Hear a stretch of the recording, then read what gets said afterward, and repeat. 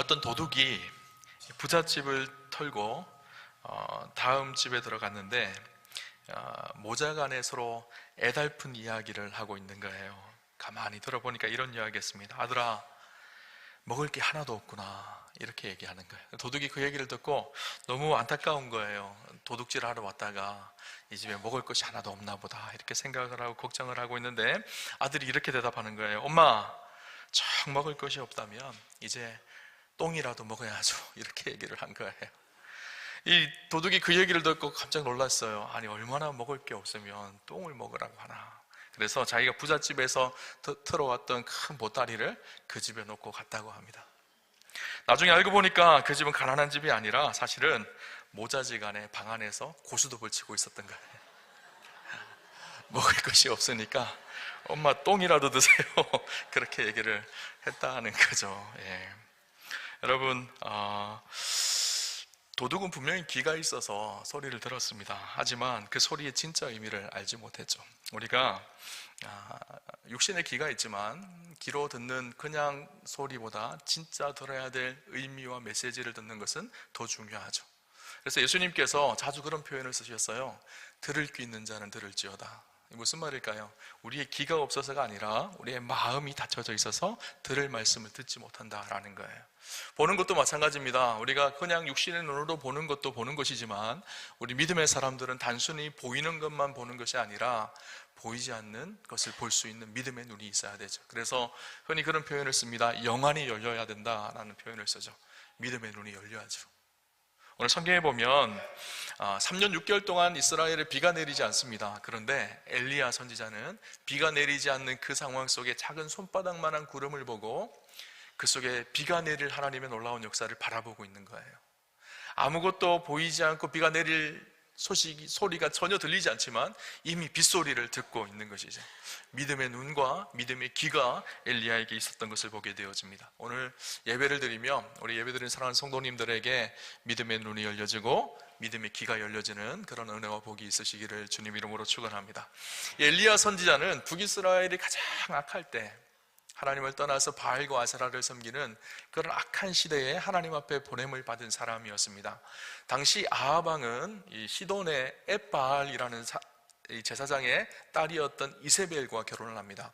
이세벨은 아합 왕과 결혼해서 북이스라엘에 그가 믿고 있던 바알을 전파하기 시작했어요. 그래서 북이스라엘이 바알을 섬기는 것에 오염되어졌습니다. 우상을 섬기는 일이 가득해졌죠. 그때 하나님께서 엘리야를 보내셨습니다. 원래 악한 시대에 하나님은 하나님의 사람들을 들어서 세우시고 사용하시는 것 같아요. 엘리야의 이름의 뜻이 무엇인가 하면 나의 하나님은 야훼 하나님이시다, 나의 하나님은 여호와시다 라는 뜻이거든요. 당시 시대는 어떤 시대였죠? 나의 하나님은 바알이다 하는 시대였었어요. 그런 시대 속에 하나님은 엘리야를 보내서 바알이 하나님이 아니라 여호와 하나님이 하나님이시다, 이것을 선포하게 한 선지자가 엘리야였습니다. 엘리야의 첫 번째 선포가 무엇이었는가 하면요, 열왕기상 17장 1절에 보면 엘리야의 첫 번째 부르심과 그의 사명에 대해서 이야기를 하는데 이렇게 이야기합니다. 길르앗에 우거하는 자 중에 디셉 사람 엘리야가 아합에게 말하되 내가 섬기는 이스라엘 하나님 여호와께서 살아계심을 두고 맹세하노니 내 말이 없으면 수년 동안 비도 이슬도 있지 아니하리라 하니라. 하나님께서 비를 내리지 않겠다라는 거예요. 이슬도 내리지 않겠다라는 거예요. 3년 동안 실제로 이스라엘은 비도 내리지 않고 이슬도 내리지 않습니다. 여러분, 이스라엘은 굉장히 간조한 땅이거든요. 비가 없으면 살 수 없는 곳입니다. 이슬로 살아가는 그런 나라입니다. 하나님께서 이른 비와 늦은 비에 복을 주셔야지 농사를 지을 수 있고 살아갈 수가 있는 거예요. 그런데 하나님께서 비를 멈추셨어요. 여기에는 두 가지 메시지가 담겨져 있어요. 하나는 무엇인가 하면 바알은 비의 신이었거든요. 농사의 신이었거든요. 바알이 비를 내리는 것이 아니라 하나님께서 비를 내린다라는 것을 가르쳐 주기를 원하셨던 거예요. 또 한 가지는요, 그들이 지금까지는 하나님의 은혜 가운데 일상을 살아왔습니다. 이른 비와 늦은 비를 하나님께서 때마다 공급하셔서 가뭄 없이 그렇게 살았어요. 그런데 어려움을 겪고 가뭄을 겪으니까 어떤 생각이 들까요? 하나님의 은혜가 있어야지 살 수 있겠구나, 이것을 깨닫게 하기 위해서였었어요. 여러분, 우리도 그렇잖아요. 건강할 때는 몰라요. 그런데 아파서 병원에 입원하면요, 건강할 때 살아가는 것이 하나님의 은혜였구나라는 것을 깨닫습니다. 여러분, 제가 예전에 허리 아파서 병원에 입원한 적이 있는데요, 입원하고 나니까 알겠더라고요. 이렇게 옆으로 돌아 눕지도 못하겠더라고요. 허리가 아파서. 근데 건강하게 걸어서 화장실 가는 것도 은혜이고, 자리에 일어나서 식탁에 앉아서 밥을 먹는 것도 은혜이고, 걸어 다닐 수도 있는 것도 은혜이고, 주일날 교회에 와서 예배를 드리는 것도 은혜이고, 목사인 제가 설교를 하는 것도 은혜구나라는 생각이 들었어요. 여러분, 자녀를 키우는 부모님들은요, 아이들이 아프면 참 힘듭니다. 저도 아이들 키울 때, 어렸을 때 이 아이들이 한번 아프기 시작하면 밤에 잠을 안 자는 거예요. 그래서 마음속으로 그렇게 기도해, 하나님, 오늘 밤에는 그전처럼 잠을 잘 잘 수 있게 해주십시오. 잠을 잘 자는 게 은혜더라고요. 그죠? 결핍이 있으면요, 그때서야 하나님의 은혜가 무엇인지를 깨닫습니다. 가뭄이 들면 비가 오는 것이 어떤 은혜였는지를 깨닫게 되어지죠. 하나님께서 이스라엘에게 지금 그렇게 하나님의 은혜를 깨닫고 다시 하나님 앞에 돌아오기를 원하는 간절한 마음이 그 속에 담겨져 있었죠. 근데 아합 왕이 어땠을까요? 가뭄이 들었는데 하나님이 돌아와서 기도하기는커녕 오히려 점점 바알을 숭배하고 악한 길로 걸어가죠. 하나님께서 그래서 엘리야를 통해서 다시 하나님이 하나님 되심을 드러내십니다. 어떻게 드러내셨는가 하면요, 여러분 잘 아실 거예요. 갈멜산에서 바알과 아세라 선지자 850명과 선지자 엘리야와 함께 영적 대결이 일어나기 시작합니다. 바알과 아세라를 섬기는 850명의 선지자들이, 예언자들이 바알의 제단을 쌓아놓고 그 주위를 돌면서 기도합니다. 그런데 아무런 일이 일어나지 않은 거예요. 그래서 하늘에 불이 떨어지기를 원했는데 바알은 묵묵무답이었습니다. 나중에 자기의 몸을 막 핥히면서 자해를 합니다. 그럼에도 불구하고 바알은 아무런 응답이 없는 거예요. 근데 어떻게 하죠? 엘리야가 하나님 앞에 기도합니다. 그러니까 어떤 일이 일어나죠? 하늘에서 불이 떨어져서 제단을 다 태워버립니다. 이것을 통해서 무엇을 드러내기를 원했을까요? 바알이 하나님이 아니라 엘리야의 하나님, 그 여호와 하나님이 하나님이심을 드러낸 사건이죠. 엘리야는 그곳에 대단한 영적인 승리를 거둡니다. 그 영적인 승리 이후에 오늘 사건이 있었던 거예요. 영적으로 승리했던 엘리야가 그 다음에 어떻게 했을까요? 아유, 피곤해, 좀 가서 쉬어야 되겠다 한 것이 아니라 갈멜산 꼭대기로 올라가서 기도하기 시작했습니다.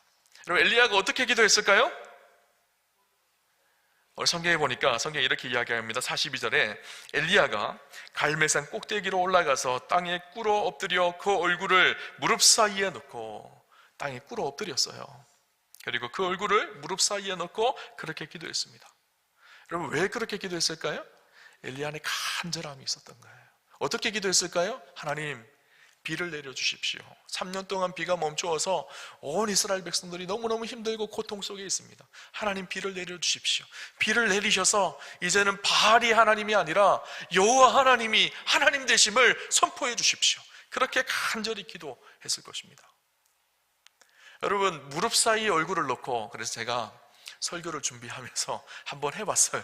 무릎을 꿇고 그 사이에 얼굴을 한번 넣어봤는데 저는 안 들어가더라고요. 몸이 굳어서 배가 나와서 그런 건지는 모르겠는데 안 들어가더라고요. 엘리야가요, 정말 간절히 기도했던 것 같아요, 하나님 앞에. 근데 좀 특이한 사실이 있어요. 생각해 보아야 될 일이 있는데, 엘리야는요, 하나님께서 이미 응답하실 것을 알고 있었어요. 비가 내릴 것을 알고 있었습니다. 그래서 오늘 성경을 보면요, 41절에 이렇게 얘기합니다. 엘리야가 아합에게 이르되 올라가서 먹고 마시소서, 큰 빗소리가 있나이다. 지금 아무 소리도 안 들리는 그 상황 속에서 이미 엘리야는 빗소리를 듣고 있는 거예요. 하나님께서 큰 비를 내리실 것입니다. 아합 왕, 당신은 지금 올라가십시오. 빨리 갈멜산, 비가 오면 마차가 달릴 수가 없으니까 빨리 이스라엘로 가십시오. 이스라엘은요, 당시에 왕의 별장이 있던 곳이에요. 갈멜산에서 약 25km 정도 떨어졌던 곳인데 비가 오기 전에 빨리 가십시오. 그렇게 이야기해요. 무슨 말일까요? 엘리야는 이미 비가 올 것을 확신하고 있는 거예요. 그죠? 그것도 그럴 것이, 하나님께서 열왕기상 18장 1절에 보면 비를 내리시겠다고 엘리야에게 약속하셨거든요. 이렇게 말씀하십니다. 많은 날이 지나고 제3년에 여호와의 말씀이 엘리야에게 임하여 이르시되 너는 가서 아합에게 보이라. 내가 비를 지면에 내리리라. 하나님께서 엘리야에게 비를 내리실 것을 약속하고 계세요. 그리고 엘리야도 어떤 마음이 있었죠? 하나님 내리신다고 하셨으니까 확신이 있었어요. 그런데 그런 확신을 가지고 엘리야가 어떻게 했다고요? 기도했다는 거예요. 여러분, 확신이 있고 비가 내린다는 것이 분명하면 기도를 할 필요가 있을까요? 없을까요? 이미 내린다고 했는데 이렇게 간절하게 기도할 필요가 있나요? 없나요? 우리가 상식적으로 생각하기는 이렇게 비가 내리는 것이 분명하면 굳이 내가 기도 안 해도 비 내릴 텐데 이렇게 생각이 들지 않았을까요? 그런데 엘리야는요, 분명히 확실히 알고 있음에도 불구하고 하나님 앞에 간절히 기도했습니다. 왜 그랬을까요? 아두 핑크라는 영국의 복음주의 목회자였던 신학자였던 그는 그의 책에서 이 부분을 이렇게 해석합니다. 하나님의 약속은 우리가 이미 보장된 축복을 얻기 위해 은혜의 보좌를 향해 탄원할 필요가 없도록 하기 위해 주어진 것이 아니다. 하나님의 약속이 우리가 탄원할 것이 없어서 기도하지 않아도 된다는 사인으로 주신 것이 아니라는 거예요. 그리고 나서 오히려 그것은 우리가 무엇을 구해야 할지 가르쳐주고, 하나님이 약속을 주셨기에 우리가 무엇을 하나님 앞에 아뢰고 구해야 될지를 알게 하셨다라는 거예요. 우리의 욕망과 욕심대로 구하는 것이 아니라 하나님 앞에 무엇을 놓고 기도해야 되는지를 알게 하시기 위해서, 그리고 믿음을 갖고 그것들을 구하도록 격려함으로써 그것들이 성취될 수 있도록, 우리가 확실한 믿음을 가지고 확신을 가지고 기도할 수 있도록 그 약속을 주셨다라는 거예요. 기도하지 말라는 것이 아니라 그 기도를 통해서 하나님은 분명하게 일하실 것을 확신하며 그렇게 그 약속을 주셨기에 기도하라는 거예요. 그래서 그리스도인의 삶 속의 기도는 약속이 있다고 해서 안 해도 되는 것이 아니라 그리스도인의 삶 속의 기도는 반드시 필요하다는 것을 이야기하고 있습니다. 이 말을 좀 쉽게 하면 이렇게 정리할 수 있을 것 같다는 생각이 들어요. 하나님께서는 자신의 약속을 기도라는 그릇에 담아서 우리에게 주신다는 사실입니다. 이것을 좀 쉽게 비유로 종종 우리가 기도와 하나님의 약속 일하심을 기차와 기차 레일로 비교를 합니다. 여러분, 기차가 달리려면 어디서 달리죠? 기차 레일이 있어야지 달리죠. 기차 레일이 없는 곳에 기차가 달릴 수가 없습니다. 하나님의 약속과 하나님의 역사가 기차라면 그 기차가 달리려면 어떻게 해야 될까요? 기도에 레일이 깔려져 있어야 된다라는 거예요. 우리의 믿음의 기도를 통해서 그 속에 하나님의 역사하심과 일하심이 드러나게 하신다라는 거예요. 오해하지 않을 것이, 기도는 하나님의 결정을 바꾸는 수단이 아니라 하나님의 뜻이 이 땅 가운데 임하고 역사하도록 그것을 일하게 하는 통로가 기도라는 거예요. 여러분, 하나님은요, 우리의 기도를 통해서 일하십니다. 오늘 엘리야가 어떻게 기도했죠? 간절히 기도했어요. 여러분, 어떻게 기도하시나요? 하나님 응답하시면 좋고 아니면 그만이고, 이것은 간절함이 아니에요. 간절함은요, 온통 마음을 다 쏟는 거예요. 여러분, 간절함 없이 되는 것이 있나요? 목회도 간절함 없이 되지 않습니다. 공부하는 것도요, 간절함이 있어야지 돼요. 무엇을 하든지요, 간절함이 있어야 됩니다.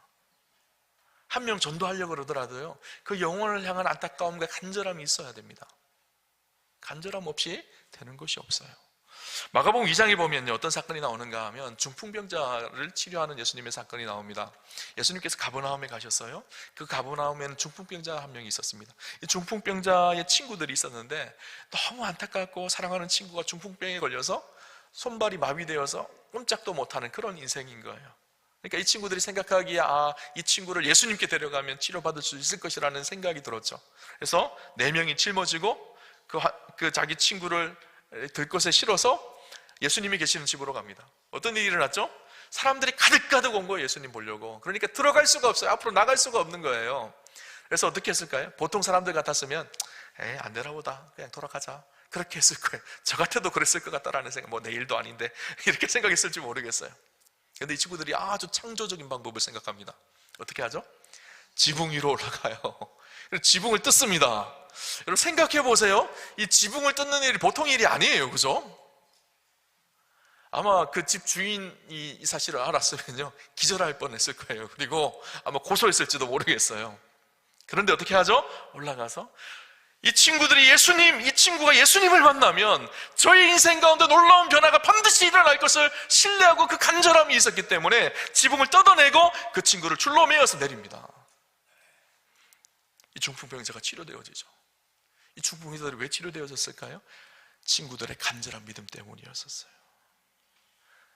하나님 앞에 드려지는 이 간절함, 그죠? 우리가 잘 아는 것처럼 예수님은 천국은 침노하는 자의 것이라고 말씀하셨어요. 오늘 우리 시대는 사람들이 그렇게 이야기합니다. 하나님의 역사가 나타나지 않는 시대, 기적은 옛날에 있었지 지금은 없는 시대, 이렇게 이야기하지만 기적이 없어진 것이 아니라, 하나님의 역사가 사라진 것이 아니라 우리의 기도가 사라진 거예요. 우리의 간절함이 사라진 거예요. 되면 되고 안 되면 그만인 그런 시대가 되어진 것이죠. 하나님보다 돈이 앞서는 시대, 하나님보다 내 힘이 앞서는 시대가 되어졌어요. 그러니 하나님의 역사는 볼 수 없는 것이죠. 여러분, 엘리야를 한번 생각해 봅시다. 오늘 간절히 기도합니다. 간절히 기도하자 소낙비가 확 쏟아졌나요? 아니요. 아무런 사인이 보이지 않아요. 그래서 사환을 보내서 보라는 거예요. 저 바다 위를 보라, 뭔가 좀 징조가 있는지. 아무런 징조가 없습니다. 엘리야가 또 기도합니다. 또 보냅니다. 또 사인이 없는 거예요. 또 기도합니다. 또 보냅니다. 그렇게 6번까지 했어요. 그러면 그쯤 되면 포기해야 되지 않나요? 이제는 안 되나 보다, 기도해도 소용없네, 이렇게 생각해야 되지 않나요? 그런데 그랬나요? 아니요. 마지막 7번째, 엘리야의 사환이 갔을 때 저쪽 멀리에서 손바닥만한 구름이 일어나는 것을 본 거예요. 그래서 엘리야에게 손바닥만한 구름이 일어나고 있습니다 보고를 한 거죠. 그때 엘리야는요, 됐다, 하나님이 일하시기 시작하셨다, 하나님이 역사하시기 시작했다, 그렇게 그 손바닥만한 구름 속에서 큰 비를 보고 있었던 거예요. 여러분, 손바닥만한 구름은요, 그 손바닥만 구름이 뭐 대단한 것도 아닙니다. 사람들에게 감흥을 줄 수 있는 것도 아닙니다. 조그만 구름이 무슨 비를 내리겠어, 이렇게 생각할 수 있는 거예요. 그러나 엘리야는 그 작은 손바닥만한 구름 속에서 겨자씨만한 작은 믿음이지만 그 믿음을 통해서 산을 옮긴다는 위대한 하나님의 사건을 그 구름 속에서 바라보고 있는 거예요. 엘리야가 어떻게 그것을 바라봤을까요? 여러분, 비는 내리지 않았지만 생각해 보세요. 구름은 이스라엘에 많았어요. 큰 구름도 많이 보았을 거예요. 그런데 일어나는 그 작은 손바닥만한 구름 속에서 하나님의 일하심을 엘리야는 바라보고 있는 거예요. 왜 그랬을까요? 엘리야의 삶 속에서 작은 것을 통해서 일하신 하나님의 은혜를 늘 경험했거든요. 가뭄이 시작되어졌을 때 엘리야가 그리시네가에 갑니다. 그리시네가에서 어떤 기적을 경험하죠? 까마귀가 먹여다 주는 기적의 음식을 먹어요. 비천하고 별 볼 일 없는 까마귀, 작은 새 한 마리지만 이 새를 통해서 하나님이 일하시는 사인을 이미 본 거예요. 사르밧 과부와 사르밧 과부의 아들이 먹을 것이 없었어요. 가뭄 때문에 밀가루 한 줌만 남아 있었어요. 엘리야가 그 밀가루 한 줌으로 어떤 일을 일으켰죠? 풍성하게 먹게 하시는 하나님의 놀라운 기적과 은혜를 경험하게 하신 거예요. 작은 밀가루 한 덩어리지만, 아무것도 아닌 그것이지만 그것이 하나님의 기적의 역사를 일으키는 통로가 되어진 것이죠. 작은 것을 통해서 일하시는 하나님의 은혜의 역사를 엘리야는 이미 경험하고 있었죠. 기도하는 엘리야, 하나님 은혜 속에 살아갔던 엘리야는요, 그 손바닥의 작은 징조를 보면서 하나님이 큰 비를 내리실 것을 확신하고 있었던 거예요. 여러분, 하나님은 작은 것을 통해서 일합니다. 여러분, 나비 효과라는 말 아시죠? 나비 효과가 뭔가 하면, 서울에서 나비가 이렇게 펄럭이고 날개짓을 하면요, 지구 반대편 뉴욕에서는 큰 태풍이 될 수 있다는 것이 나비 효과예요. 저는 믿음의 나비 효과가 있다고 믿습니다. 작은 것이지만 작은 것을 통해서 하나님은 일하십니다. 믿음은 바라는 것들의 실상이고 보이지 않는 것들의 증거라고 이야기하고, 성경에 보면 작은 것을 통해서 일하시는 하나님의 역사가 얼마나 많은지 몰라요. 밀알 하나가 떨어져서 30배, 60배, 100배의 결실을 맺게 하시겠다고 말씀하세요. 오병이어 지극히 작은 것이지만 이것이 주님의 손에 들려지니까 5,000명을 먹이는 놀라운 기적의 음식이 되어집니다. 예수님의 제자들 하나같이 다 별 볼 일 없는 인생들이었지만 그들을 통해서 하나님은 역사를 바꾸고 하나님의 교회를 세우고 복음을 전가하고 하나님 나라를 이루게 하셨어요. 작은 것을 통해서 하나님은 일하십니다. 여러분, 미국 빈민촌에 마르다 베리라는 여인이 있었습니다. 얘는 너무너무 가난하게 살고 있었거든요. 근데 그 빈민촌에 아이들이 많은데 아이들이 학교에서 배우지를 못하는 거예요. 공부를 못하는 거예요. 그래서 이 사람이 고민을 하다가 하나님 앞에 기도하기 시작했어요. 하나님, 저 아이들을 좀 가르칠 수 있게 학교가 세워졌으면 좋겠습니다. 하나님, 저같이 부족한 사람이지만 저를 통해서 학교를 좀 세워지게 해주십시오. 간절하게 그렇게 기도했어요. 그렇게 한참을 기도하는데 하나님께서 사인을 보여주시는 거예요. 마음속에 당시 세계 최고의 부자였던 헨리 포드를 찾아가라는 거예요. 그 말씀을 붙들고 약속을 붙들고 헨리 포드를 찾아갑니다. 헨리 포드가 만나주나요? 그죠? 근데 우여곡절 끝에 헨리 포드를 만나게 되어져요. 자기 이야기를 해줍니다. 헨리 포드가 자기 지갑을 다 꺼내더니만 $1짜리 하나를 탁 빼가지고 주고 차비하고 돌려보낸 거예요. 여러분, $1가 얼마죠? 지금 돈으로 하면 1,500원 정도 차비밖에 되지 않아요. 이 베리 여인이 $1를 가지고 집에 돌아왔어요. 아니, 하나님께서 분명히 헨리 포드를 만나서 사인을 보여주셨는데, 그렇게 약속하셨는데 $1 가지고 뭘 하겠느냐는 거예요. 하나님 앞에 기도하는데요, 이 $1가 하나님의 응답이라는 생각이 들었어요. 그래서 이 1달러로 무엇을 할까 고민을 하다가 씨앗을 샀습니다. 꽃이 씨앗을. 꽃이 씨앗을 땅에 심었어요. 꽃이 자랐겠죠. 자란 꽃을 꺾어서 사람들에게 팔기 시작했어요. 여러분, 꽃 사주세요. 이 꽃을 보세요. 이 꽃으로 학교를 짓기를 원합니다. 그래서 꽃을 팔기 시작했어요. 그 기간이 6년, 7년이 지났어요. 그렇게 7년이 지나니까 작은 천막 같은 집을 지을 수 있게 되어진 거예요. 그래서 이 여인이 천막 학교를 만들었어요. 그리고 개교식을 하는데 헨리 포드에게 편지를 썼습니다. 당신이 준 1달러로 천막을 만들어서 학교를 시작합니다. 헨리 포드가 온 거예요. 거기를 개교식을 하는데 지금까지 있었던 일들을 쭉 설명을 합니다. 헨리 포드가 감동이 되어졌어요. 그래서 그 자리에서 100만 불을 그 자리에 헌금을 합니다. 그래서 학교가 세워졌는데 그 학교가 LA 근교에 있는 베리스쿨이라는 학교입니다.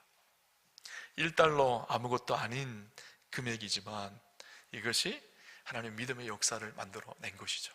하나님은요, 작은 것을 통해서도 놀랍게 역사하시는 하나님이에요. 이런 말이 있습니다. 믿음은 작은 겨자씨에서 종달새의 놀이를 듣는 것이다.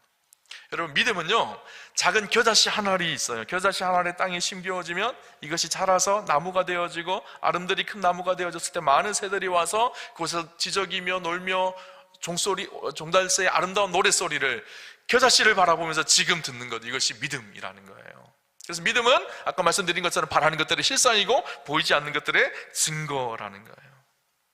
여러분, 축복하기는 오늘 예배를 드리고 나가시는 여러분들 가운데 엘리야가 본 손바닥만한 구름을 보시는 축복과 은혜가 있으시기를 주님 이름으로 축원합니다. 한번 위를 딱 보세요. 사환이 저 멀리 바다를 바라보는 것처럼 위를 쭉 바라보세요. 손바닥만한 구름이 보이시나요? 목사님, 하나도 안 보이는데요. 어떤 분은 그럴지 모르겠어요. 사방이 우겨싸움을 당하는 것 같고, 뭐 소망을 보려고 그래도 아무런 소망이 보이지 않고, 손바닥은 그냥 손톱만큼도 소망이 보이지 않는데 무슨 손바닥만한 구름을 보라고 하시나요, 목사님? 이렇게 말씀하실지 모르겠어요. 다시 한번 눈을 들어서 보십시오. 앞을 보세요. 한번 높이 이렇게 바라보세요. 무엇이 보이나요? 뒤에 무엇이 보이나요? 제 얼굴이 보이죠? 그 위에 무엇이 보이죠? 십자가가 보이죠. 엘리야는 7번 올라가서 작은 손바닥만한 사인을 보았습니다. 그러나 우리는 눈을 들면 하나님이 보여주시는 사인이 있습니다. 그 사인이 무엇일까요? 십자가의 사인이에요. 여러분, 작은 손바닥만한 구름, 별 볼 일 없는 것 같지만 그 구름을 통해서 하나님은 비를 준비하고 계셨던 것처럼, 당시 구약 이스라엘 백성들 엘리야는 십자가가 뭔지를 몰랐어요. 그러나 오늘 우리에게는 하나님께서 계획하신 놀라운 사인이 있습니다. 구름과 비교할 수 없는 사인이 있는데 그 사인이 바로 십자가입니다. 사도 바울은 뭐라고 이야기하고 있죠? 십자가의 도가 멸망하는 자에게는 미련하지만 구원을 받는 우리에게는 하나님의 능력이라, 그렇게 말씀하고 있어요. 십자가는 죽음을 바꾸어서 생명으로 바꾸는 것이 십자가입니다. 절망을 바꾸어서 기쁨으로 바꾸는 것이 십자가이죠. 실패를 바꾸어서 승리로 바꾸는 것이 십자가입니다. 우리에게 이 최고의 사인을 하나님께서 주신 거예요. 여러분, 힘들 때, 절망스러울 때, 아무런 사인이 보이지 않는 것 같을 때, 그때 십자가 보셔야 돼요.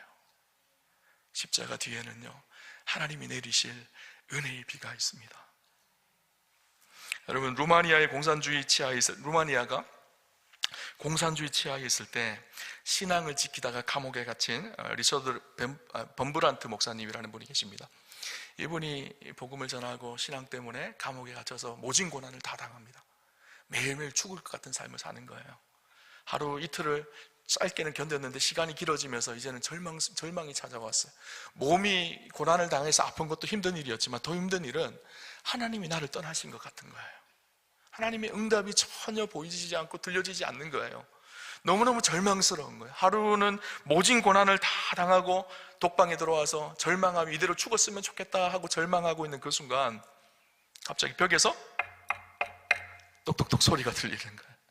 옆방에 누가 있는지도 모르는데 그 사람이 자기 벽을 이렇게 치고 있는 거예요.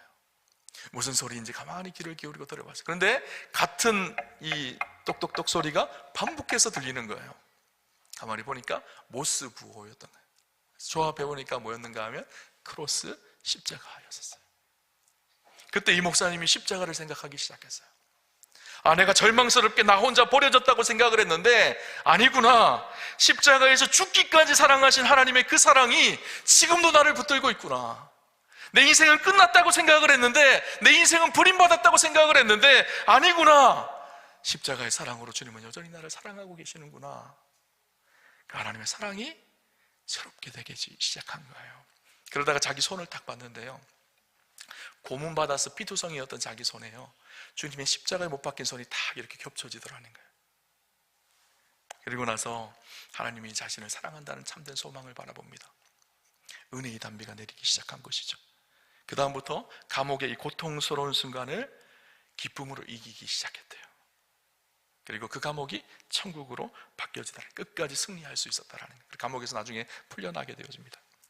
여러분, 이 사환이 저 멀리 떠있는 작은 손바닥만한 구름을 본 것처럼 우리는요, 우리 눈앞에 있는 큰 십자가를 바라보셔야 됩니다.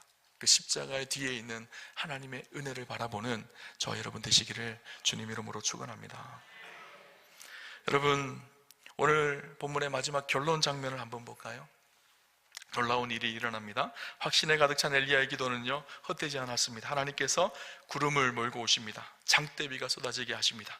은혜의 소낙비가 내리기 시작합니다. 46절을 보면 이렇게 얘기합니다. 46절을 같이 한번 읽어볼까요? 같이 보겠습니다. 여호와의 능력이 엘리야에게 임함에 그가 허리를 동이고 이스라엘로 들어가는 곳까지 아합 앞에서 달려갔더라. 여러분, 이 장면을 한번 상상해 보셨으면 좋겠어요. 이제 비가 내릴 것 같으니까 아합 왕을 마차 타고 이스라엘로 올라가라고 합니다. 이스라엘로. 그리고 나서 엘리야가 간절히 기도하는데 비가 내리기 시작합니다. 근데 엘리야가 어떻게 했다고요? 그 비를 다 맞으면서 하나님의 능력이 엘리야에게 임하니까 뛰어가기 시작했어요. 뛰어가는데 어떻다고요? 아합이 타고 가고 있는 마차를 앞서서 뛰어가기 시작한 거예요. 아합이 깜짝 놀랐을 것 같아요. 아니, 보니까 사람이 쉥 하고 자기 앞에 지나가는데 엘리야가 비를 다 맞으면서 막 뛰어가고 있는 거예요. 왜 하나님은 엘리야에게 능력을 주셔서 비 맞으면서 그 앞을 뛰어가게 하셨을까요? 엘리야가요, 그런 생각이 들었을까? 비를 다 맞으면서 감격이 됐을 것 같아요. 가뭄이 들어서 고통 속에 있는 우리 이스라엘을 하나님께서 사랑하셔서 은혜의 담비를 내려주시고, 하나님이 여전히 살아계셔서 하나님이 일하시는 하나님이시라는 것을 그 비를 맞으면서 달려가고 있는 것이죠. 빗물이 쏟아지면서 아마 감격의 눈물도 막 쏟아졌을 것 같다라는 생각이 들어요. 그렇게 막 달려가면서요, 지금 엘리야는 뭐 하고 있는가 하면요, 사실은 영적인 시위를 하고 있는 거예요. 무슨 시위일까요? 비를 내리시는 분 하나님이시다. 하나님께서 비를 내리신다. 바알이 섬기는, 이 아합이 섬기는 바알이 아니라 우리 이스라엘의 하나님, 만왕의 왕 되신 여호와 하나님이 진짜 하나님이시다, 이것을 선포하고 있는 것이죠. 자기 눈앞에 달려가고 있는 엘리야를 보면서 이 아합이 어떤 생각이 들었을까요? 진짜 하나님이 비를 내리게 하셨구나, 깨닫지 않았을까요? 여러분, 마차를 앞서간다라는 의미는 어떤 의미인가 하면요, 앞서가서 이끌고 있다라는 거거든요. 그 말 속에는 어떤 의미가 있을까요? 아합이 섬기는 바알이 우리 이스라엘을 앞서서 이끌어가는 것이 아니라 엘리야가 섬기는 여호와 하나님이 우리를 이끌어가고 계신다, 우리를 인도하고 계신다, 그 사건을 보여주고 있는 사건이었습니다. 여러분, 하나님은요, 지금도 우리와 함께 하십니다. 우리를 위해서 내리실 은혜의 비를 준비하고 계십니다. 여러분, 절망하지 마십시오. 낙심하지 마십시오. 십자가를 바라보십시오. 십자가 뒤에 있는 내리실 하나님의 은혜의 비를 바라보는 축복이 저와 여러분 가운데 있었으면 좋겠습니다. 여러분, 엘리야가 비를 맞으며 감격하며 그렇게 달려가며 하나님이 살아계십니다 라는 것을 보여줬던 것처럼 저와 여러분의 인생을 통해서 하나님이 살아계십니다 라는 메시지를 날마다 삶으로 보여주는 저와 여러분 되시기를 주님 이름으로 축원합니다.